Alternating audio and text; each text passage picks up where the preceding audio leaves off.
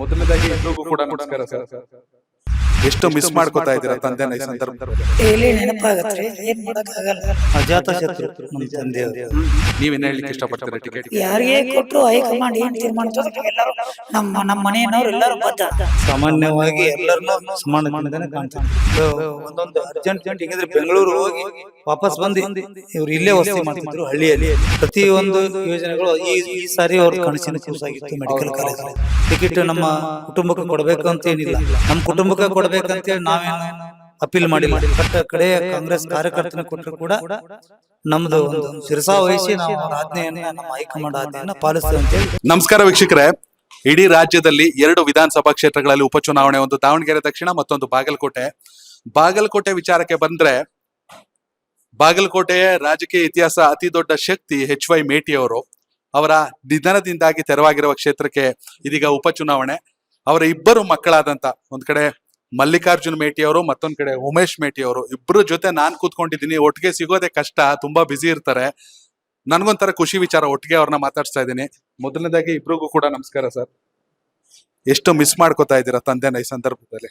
ಎಷ್ಟು ಮಿಸ್ ಮಾಡ್ಕೋತಾ ಇದ್ದೀರಾ? ಮೊದಲನೇದಾಗಿ ತಂದೆ ಬಗ್ಗೆ ಏನ್ ಹೇಳಲಿಕ್ಕೆ ಇಷ್ಟಪಡ್ತೀವಿ? ಡೈಲಿ ನೆನಪಾಗತ್ರಿ, ಏನ್ ಮಾಡಕ್ ಆಗಲ್ಲ. ದೇವ್ರ ಇಚ್ಛೆ ಪ್ರಕಾರ ಆಗಿದೆ, ನೋಡೋಣ ಏನಾಗುತ್ತೆ ಮುಂದೆ. ಓಕೆ, ನಾವು ಬೆಂಗಳೂರಲ್ಲಿ ಕೂತ್ಕೊಂಡು ಬಾಗಲಕೋಟೆ ರಾಜಕೀಯನ ನೋಡಿದಾಗ ಸಿದ್ದರಾಮಯ್ಯ ಅವ್ರಿಗೆ ಮೈಸೂರು ಭಾಗದಲ್ಲಿ ಎಷ್ಟು ದೊಡ್ಡ ಅನುಯಾಯಿಗಳಿದಾರೋ ಅದನ್ನ ಮೀರಿದಂತ ಅನುಯಾಯಿಗಳು ಇಲ್ಲಿ HY ಮೇಟಿ ಅವ್ರಿಗಿದ್ದಾರೆ. ಅವ್ರದೇ ಆದ ಅತಿ ದೊಡ್ಡ ಅಗಾಧ ಶಕ್ತಿ. ಆ ಜನ ಬೆಂಬಲದ ಬಗ್ಗೆ ಏನ್ ಹೇಳ್ತೀರಾ ಸರ್? ಸರ್, ಅವ್ರಿಗೆ ಅಜಾತ ಶತ್ರು ನಮ್ಮ ತಂದೆಯವರು. ಯಾಕಂದ್ರೆ ಅವರು 4 ದಶಕಗಳಾಯ್ತು, 38 ವರ್ಷ ಹೆಚ್ಚು ಕಡಿಮೆ 4 ದಶಕಗಳ ಒಂದು ಸಾಮಾಜಿಕ ಜೀವನದಲ್ಲಿ ಅವರು ತಮ್ಮನ್ನು ತಾವು ತೊಡಗಿಸಿಕೊಂಡಿದ್ರು. ಅದರ ಜೊತೆಗೆ ಸಮಾನತೆ ಕೂಡ ಕಾಪಾಡ್ಕೊಂಡು ಬರುವಂಥ ಅವ್ರದ್ದೊಂದು ಸ್ವಭಾವ. ಅವರು ಎಲ್ಲರನ್ನೂ ಸಾಮಾನ್ಯವಾಗಿ ಎಲ್ಲರನ್ನೂ ಸಮಾನತೆಯಿಂದನೇ ಕಾಣ್ತಿದ್ರು. ಅವರಿಗೆ ಇಷ್ಟು 5 ಬಾರಿ ಶಾಸಕರು, MP ಆಗಿ, ಸಚಿವರಾಗಿ, ಈ ಹಲವು ಬಾರಿ ನಿಗಮದ ಅಧ್ಯಕ್ಷರಾಗಿಯೂ ಕೂಡ ಅವರು ಇವತ್ತಿನ ದಿವಸ ಕಾರ್ಯನಿರ್ವಹಿಸಿದ್ರು. ಅವರು ಯಾವುದೇ ಒಂದು ಅಹಮ ಬರಲಿಲ್ಲ ಅವ್ರಿಗೆ. ಇವತ್ತಿನ ದಿವಸ ಅವರು ಗ್ರಾಮೀಣ ಮಟ್ಟದಲ್ಲೇನೆ ಮಂತ್ರಿ ಆದರೂ ಸಹಿತ ಯಾರು ಒಂದೊಂದು ಅರ್ಜೆಂಟ್ ಮೀಟಿಂಗ್ ಇದ್ರೆ ಬೆಂಗಳೂರು ಹೋಗಿ ವಾಪಸ್ ಬಂದು ಇವ್ರು ಇಲ್ಲೇ ವಸತಿ ಮಾಡ್ತಿದ್ರು ಹಳ್ಳಿಯಲ್ಲಿ. 1200 ಕಿಲೋಮೀಟರ್ ಒಂದೇ ದಿವಸ ಜರ್ನಿ ಮಾಡಿ ಬಂದು ಇಲ್ಲೇ ವಸತಿ ಮಾಡ್ತಿದ್ರು. ಅಂತ ಒಂದು ಗ್ರಾಮೀಣದ ಅಂಟು ಅವ್ರಿಗೆ ಒಂದು ಗ್ರಾಮೀಣದಾಗ ಇರ್ಬೇಕನ್ನೋ ಗ್ರಾಮೀಣ ಸೊಗಡಿನ ಬಗ್ಗೆ ಬಹಳ ಅಭಿಮಾನ ಇತ್ತು. ಆಮೇಲೆ ಗ್ರಾಮೀಣ ಜನರ ಬಗ್ಗೆ ಬಹಳ ಅಭಿಮಾನ ಇತ್ತು. ಮತ್ತೆ ಎಷ್ಟು ಸಾರಿ ಶಾಸಕರಾಗ್ಯಾರ ಅಷ್ಟು ಸಾರಿ ಒಂದು ಹೊಸ ಯೋಜನೆ ಕೊಟ್ಟಿದ್ದಾರೆ.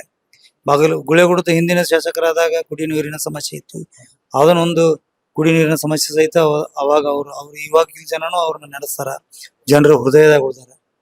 ಜನರು ಅವ್ರು ಹೇಳ್ತಿದ್ರು, ನಾವು ಅವ್ರಿಗೆ ಹೇಳ್ತಿದ್ವಿ, ನೀವು ಭಾಳ ಮಾತಾಡ್ಬೇಡ್ರಿ, ನೀವು ಭಾಷಣ ಅಷ್ಟು ಕರೆಕ್ಟ್ ಬರಲ್ಲ. ಇಲ್ಲ, ನಾನು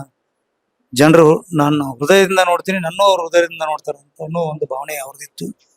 ಅವರು 4 ದಶಕಗಳ ಒಂದು ಕಾಲ ಸಾಮಾಜಿಕ ಜೀವನದಲ್ಲಿ ಕಾರ್ಯನಿರ್ವಹಿಸಿದ್ರು. ಇವತ್ತಿನ ದಿವಸ ಈ ಹೇಳಿದ್ನಲ್ಲ, ಪ್ರತಿಯೊಂದು ಯೋಜನೆಗಳು ಈ ಸಾರಿ ಅವ್ರದ್ದು ಕನಸಿನ ಕೂಸಾಗಿತ್ತು ಮೆಡಿಕಲ್ ಕಾಲೇಜ್. ಆ ಒಂದು ಕನಸಿನ ಕೂಸನ್ನ ಬಡವರ ಭಾಗ್ಯ ಅಂತ ಹೇಳಿ ಅದನ್ನ ಜಾತ್ಯತೀತವಾಗಿ, ಪಕ್ಷಾತೀತವಾಗಿ ಅದನ್ನೆಲ್ಲರೂ ಸ್ವಾಗತ ಮಾಡ್ಬೇಕಂತ ಹೇಳಿ ತಮ್ಮಲ್ಲಿ ಕಳಕಳಿಯಿಂದ ಮತ್ತೆ ಇವತ್ತಿನ ದಿವಸ ಟಿಕೆಟ್ ಬಗ್ಗೆ ಕೇಳಿದ್ರು.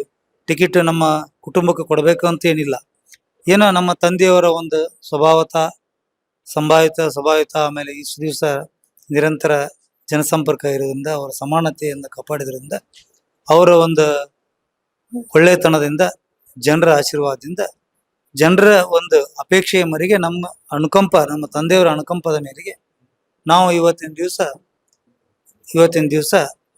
ಜನರ ಒಂದು ಅಪೇಕ್ಷೆಯ ಮೇರೆಗೆ ನಮಗೆ ಅನುಕಂಪದ ಮೇರೆಗೆ ಕೊಡ್ತಾರಂತ ನಮ್ಮ ಕುಟುಂಬಕ್ಕೆ ಆಸೆ ಇದೆ. ಅದ್ರ ಜೊತೆಗೆ ನಮ್ಮ ಕುಟುಂಬಕ್ಕೆ ಕೊಡ್ಬೇಕಂತೇಳಿ ನಾವೇನು ಅಪೀಲ್ ಮಾಡಿಲ್ಲ, ನಾವೇನು ಅರ್ಜಿ ಹಾಕಿಲ್ಲ. ಯಾಕಂದ್ರೆ ಕುಟುಂಬಕ್ಕೆ ಕೊಡ್ಬೇಕನ್ನೋದು ನಮ್ದು ತಾತ ಮುತ್ತನ ಹೊಲ ಆಸ್ತಿ ಮನಿ ಅಲ್ಲ. ಕರೆಕ್ಟ್. ಅದ್ರ ಜೊತೆಗೆ ನಮ್ಮ ಕುಟುಂಬದ ಯಾರಿಗೆ ಕೊಟ್ಟರು ನಮಗೆ ಸಂತೋಷ.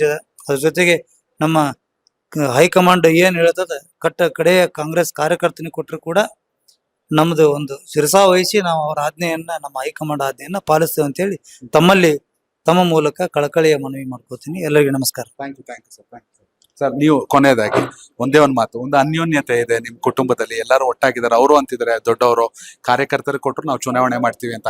ಆದ್ರೆ ಗ್ರಾಮೀಣ ಭಾಗದಲ್ಲಿ ಕೂಡ ನಿಮ್ಮ ಹೆಸರು, ಸಿಟಿ ಭಾಗದಲ್ಲಿ ಇವ್ರ ಹೆಸರು ತುಂಬಾ ದೊಡ್ಡ ಮಟ್ಟದಲ್ಲಿ ಓಡ್ ಬರ್ತಾ ಇದೆ. ನೀವೇನ್ ಹೇಳಲಿಕ್ಕೆ ಇಷ್ಟಪಡ್ತೀರಾ? ಟಿಕೆಟ್ ಯಾರಿಗೆ ಕೊಟ್ರು ಹೈಕಮಾಂಡ್ ಏನ್ ತೀರ್ಮಾನ ತಗೋತದೆ ನಾವೆಲ್ಲರೂ ನಮ್ಮ ಮನೆಯವರು ಎಲ್ಲರೂ ಬದ್ಧ ನಾವು.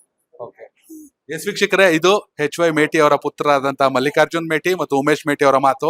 ಯಾರಿಗೆ ಟಿಕೆಟ್ ಕೊಟ್ಟರು ಕಾಂಗ್ರೆಸ್ ಗೆಲ್ಲಿಸುವಂತ ಕೆಲಸವನ್ನ ನಾವು ಮಾಡ್ತೀವಿ, ಅದು ಕಟ್ಟ ಕಡೆಯ ಕಾರ್ಯಕರ್ತರಾಗಿದ್ರು ಕೂಡ ಅಂತ ಹೇಳ್ತಿದ್ದಾರೆ. ಜುಕು, ಈ ಅನ್ಯೋನ್ಯತೆ ಬಗ್ಗೆ ನೀವು ಕಾಮೆಂಟ್ ಮೂಲಕ ತಿಳಿಸಿ. ಹಾಗೆ ಬೈ ಎಲೆಕ್ಷನ್ ಏನಾಗಬೇಕು, ಯಾರು ವಿಧಾನಸೌಧಕ್ಕೆ ಬರಬೇಕು, ದಯವಿಟ್ಟು ತಿಳಿಸಿ. ಧನ್ಯವಾದಗಳು. ಕನೆಕ್ಟ್ ಕರ್ನಾಟಕ, ಇದು ನಿಮ್ಮ ನೆಟ್ವರ್ಕ್.